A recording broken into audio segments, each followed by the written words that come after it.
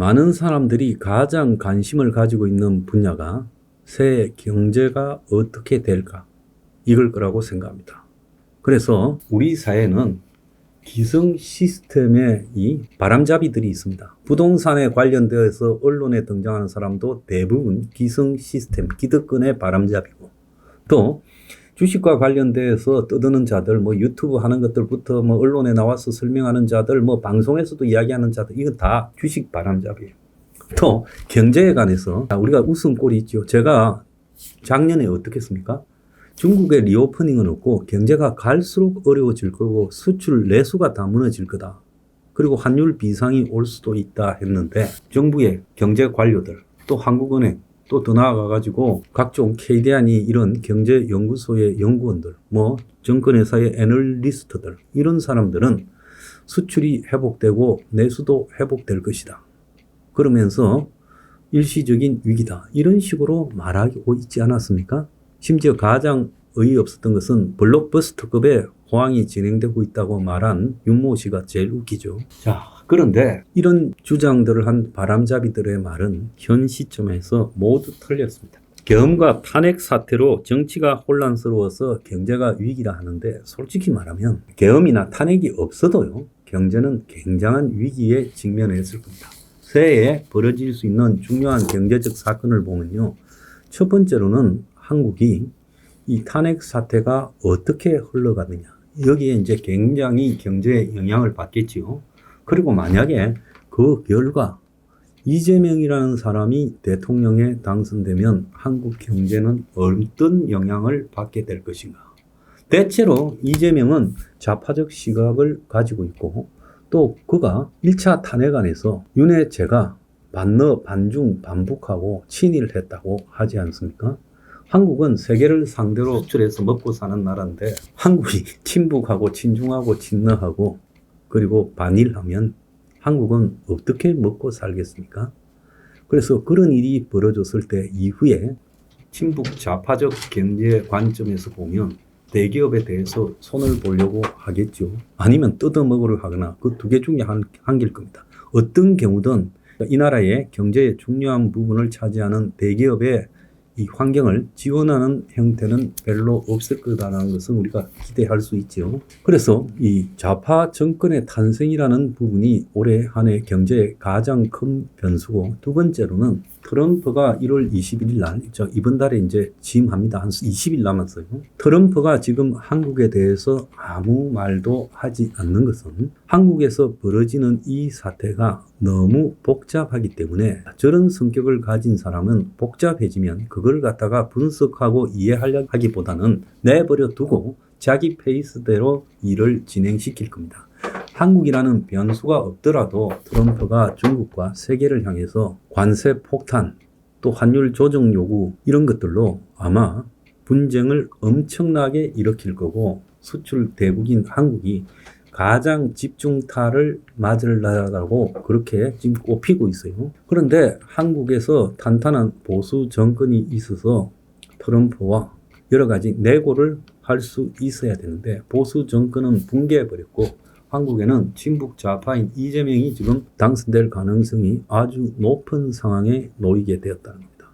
그러면 이런 상황에서 트럼프는 이재명이 북한하고 미국하고 직접 거래하는 걸 도와준다고 좋아하겠어요? 지난번에 문재인이 그랬는데 트럼프가 좋아합니까? 저 사람은 누가 자기 장사에 끼어드는 것을 엄청나게 싫어하고 자기 일을 가지고 제3자가 생색을 내는 것을 엄청나게 싫어하는 사람이에요. 자, 그렇다면 트럼프는 지금 이때가 한국을 손보고 자기 페이스대로 끌고 갈 수 있는 가장 좋은 타이밍이다. 그래서 공연히 말을 해서 자극을 할 필요도 없고 그냥 냅두고 취임하고 난 뒤에 내 페이스대로 한국에 던지고, 그러면 한국이 내 말에 저항할 능력도 없고 또 나를 설득하려고 로비도 못할 거다. 그래서 한국에 대해서는 있는 대로 짜서 그 전리품을 챙기자, 이것이 트럼프의 한국에 대해서 바라보는 시각이에요. 그러니까 대사도 새로 임명하지도 않고 더 나아가서 한국에 대해서 말 한마디도 안 하고 있습니다. 트럼프가 북한을 한국보다 더 언급을 많이 했을 거라고 저는 보고 있습니다. 그래서 이 트럼프의 침묵이 무엇을 의미하는가? 그야말로 굉장한 트럼프발 한국 쥐어짜기가 진행될 거다.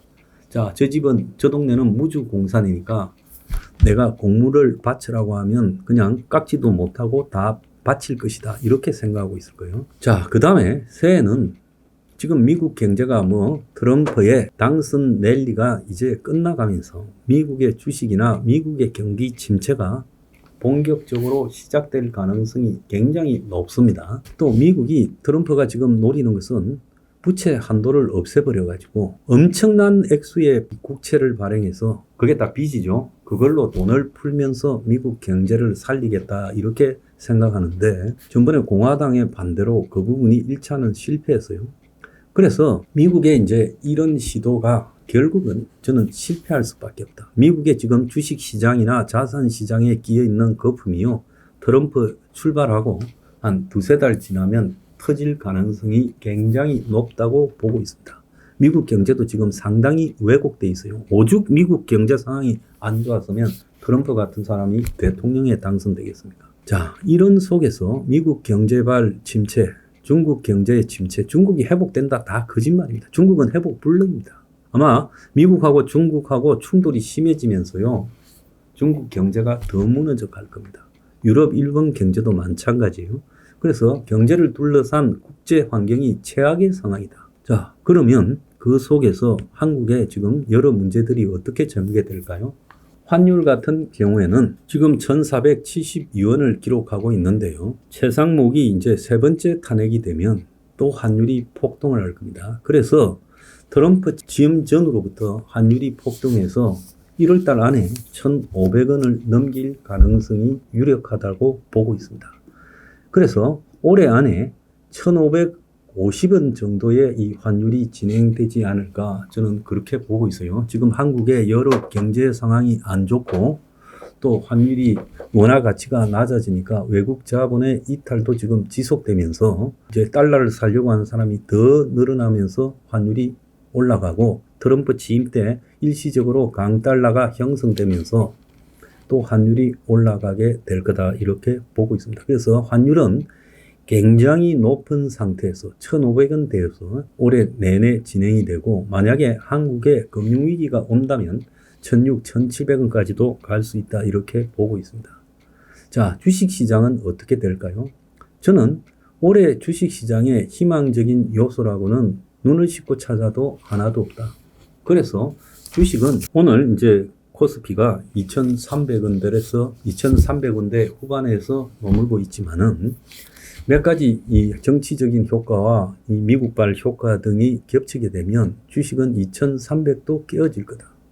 그래서 올해 100에서 2,300 사이에서 주식이 지금 형성될 거다 이렇게 보고 있습니다. 그래서 주식도 매우 암울하다. 부동산은요. 그래도 서울 부동산이 지금 잘 팔린다 이렇게 헛소리들 하고 있고 또 올해 금리 인하가 있어서 부동산이 지금 잘 될 거다. 건설회사 공급이 굉장히 건설사 불황으로 줄어들어 가지고 수요가 많아서 상고 하저일 거다. 전부 개소리입니다. 집이 없어서 얼어 죽어도 신축 아파트다 하는 게 아니라 집은 많아요. 그런데 사람들이 나머지 집을 외면하고 신축 아파트로만 몰리고 있는 거죠. 그런데 이것도 이제 한계가 있다. 지금 강남에서 몇 억씩 떨어지는 게 안 보입니까? 그래서 이제 전면적인 붕괴가 시작됐다고 보고요. 이제 예전과 같은 그야말로 집사라고 정부가 저리에 돈을 빌려주는 그런 특례들도 제대로 없을 거라고 보고 있습니다. 그 속에서 부동산 가격이 급전직하로 빠져갈 거다. 지난번에 2021년 그 말 정도의 분위기보다 한 두세 배 더한 분위기가 지금 작동을 할 거다. 저는 그렇게 보고 있습니다. 자, 2021년 초반과 같은 아주 암울한 분위기가 그보다 몇 배 더한 분위기가 작동될 거라고 보고 있습니다. 그래서 부동산은 올해도 절대 사지 말고 더 기다려야 된다. 저는 그렇게 생각하고요. 만약에 한국의 금융위기가 터졌다 하면 그로부터 한 4개월 뒤에 집을 사는 게 좋을 거다. 이런 생각을 해봅니다. 수출과 내수는요, 이제 수출은 마이너스가 될 게 확실하고 내수는 작년보다 올해가 더 어려울 겁니다. 그래서 올해 수출 내수 부진으로 인한 기업들의 부도와 또 자영업자의 폐업이 줄을 이을 거라고 보고 있어요. 아마 역대 최대의 기업 부도와 자영업자 폐업 2025년이 기록할 거다 이렇게 보고 있습니다. 그래서 한국에는 이제 디플레이션 현상이 나올 건데 사람들이 돈이 없으니까 이제 물가가 내려가는 상황이 나올 건데 여기에 환율 인상으로 인한 또 인플레 효과가 가미되면서 물가는 크게 오르지도 또 크게 내리지도 않은 지금 물가 상승률 2.3%라는 지금과 비슷한 형태로 진행될 가능성이 크고요. 취업은 올해 아마 기업들이 거의 안 뽑을 겁니다. 그래서 취업은 굉장히 막혀 있다. 이렇게 봐야 될 겁니다. 그래서 올해 경제 상황에 대해서 잘 이해를 하고 각오를 좀 해야 된다라고 보고 있고요. 제일 우려스러운 거는 이금융발로 시작되는 부동산 그리고 건설업 대출로 인한 이금융권의 부도 올해 안에 나올 겁니다. 다수가 나올 거예요. 그리고 협동조합들 같은 것들에 지금 문제도 굉장히 생길 거고 새마을금고의 문제도 생길 겁니다. 그래서 그런 이금융권의 부도 현상이 1금융권으로 전환되는 순간 그것이 이제 금융위기라고 우리가 할 수 있는데요. 아직까지는 1차 금융기관들이 별로 이렇게 물려있지 않다라고 보이지만 부동산 PF가 이제 수습되지 못하고 상반기 중에 터져버릴 가능성이 있습니다. 그리고 이제 미국발 변수가 나오고 이러면서 공포가 경제를 지배할 때는 저는 올해 1금융권에도 문제가 생길 수 있다. 즉 금융위기가 올 수 있다는 거예요. 그래서 한국 정치의 혼란, 또 미국발 충격, 그리고 또 안보적인 충격이 올 수도 있겠죠. 이런 것들이 뒤섞이면서 한국의 금융위기를 초래할 수 있다는 겁니다. 사실 북한이 가장 원하는 것은 한국의 금융위기가 와서 한국 사회가 무너져가는 모습을 보는 거 아니겠습니까? 그래서 단단히 각오를 하고 정말 안전띠부터 시작해서 이 충격을 완화시킬 수 있는 각종 방비들을 각자가 하셔야 될 때다. 저는 그런 생각을 합니다. 자, 어려운 한 해 잘 견뎌냅시다. 감사합니다.